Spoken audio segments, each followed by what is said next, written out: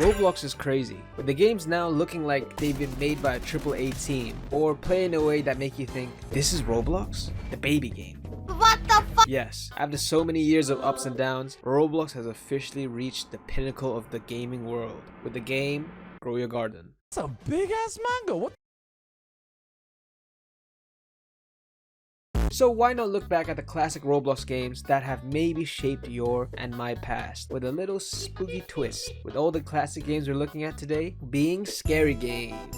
Looking back at 7 classic Roblox horror games and see how they're doing, if they're still holding up, or if they're even playable.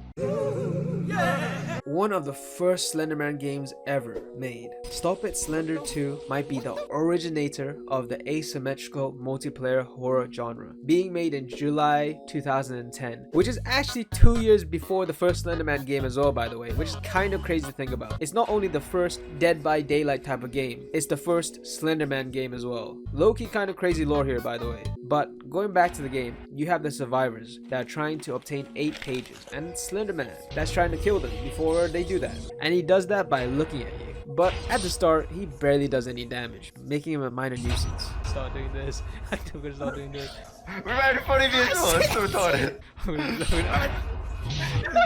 This is so shit. I did contact damage to you.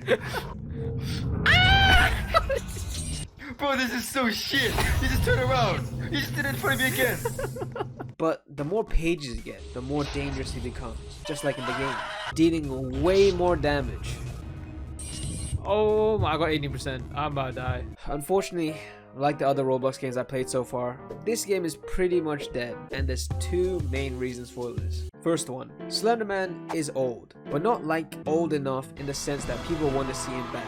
My ass is not playing this. So he's in this tier of horror culture where he's forgotten but not loved. Do you love Slenderman? Do you love Slenderman? No. You know, people don't actually want him back. He's gone. He's gone. He's not coming back. Don't expect him to be back anytime soon. Maybe in the next 20 years, probably. And the second reason is that this game is so long. 10 minutes. You want people to wait 10 minutes for a round to end. Am I a dickhead? But anyway, it was an interesting experience to go back to. God. Will I ever play this game again? Nope. Probably not. Okay, so if you guys want to know, I'm what you call an old head in Roblox. With me first playing Roblox in 2011, which makes me a grandpa compared to the more recent Roblox players.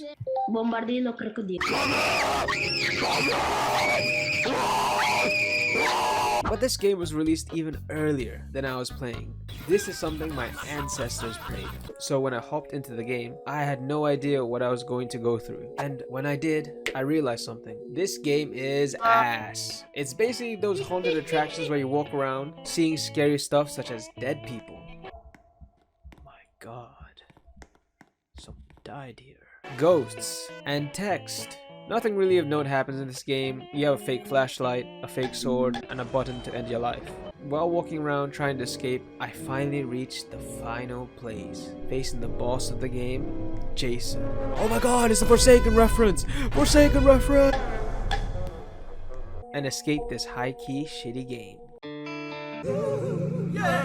How is this a horror game? Another game that was popular before my generation. This game is about surviving lava that is rising with the use of special items, such as a jetpack that doesn't work properly, a parachute for going down to die I guess, a gravity coil which is actually useful, and an anti-gravity parachute. But anyway, goal is to reach to the top, and that's quite easy to do. People really weren't that creative with their ideas back then, huh?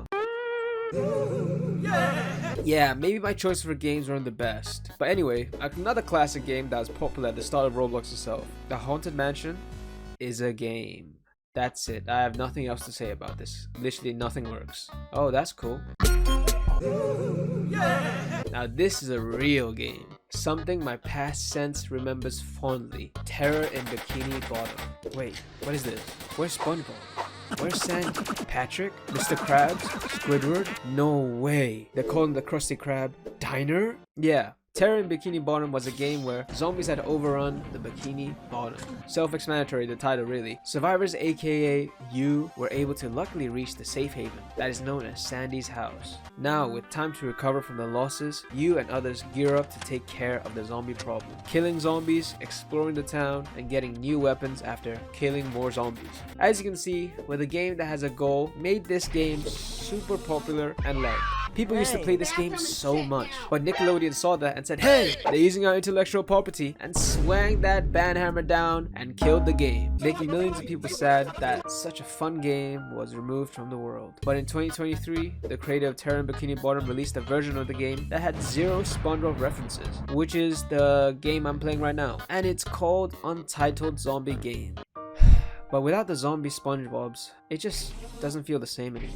It's kind of sad to see a game that I used to play so much be left as an empty husk of a state by Nickelodeon, lost in an endless sea of forgotten Roblox games. To pay my respects to this game, I killed the Jellyfish King. I died beforehand, but then I killed him.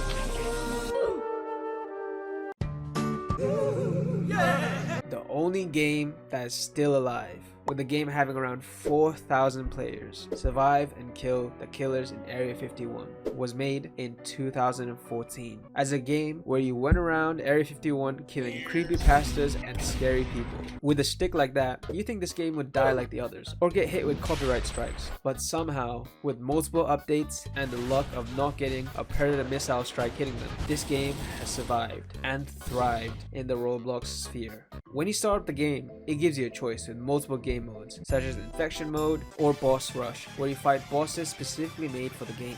But I'm touching none of this since I don't really have the time for that. Today, all I'll be talking about is Classic Mode. Replaying this game always hits me with a wave of nostalgia, with the game keeping a lot of things the same, such as the area and the layout of Area 51. But the game, to keep up with the times, has pretty much updated all the enemy models. Brother, what's that? And put in way more enemies to kill.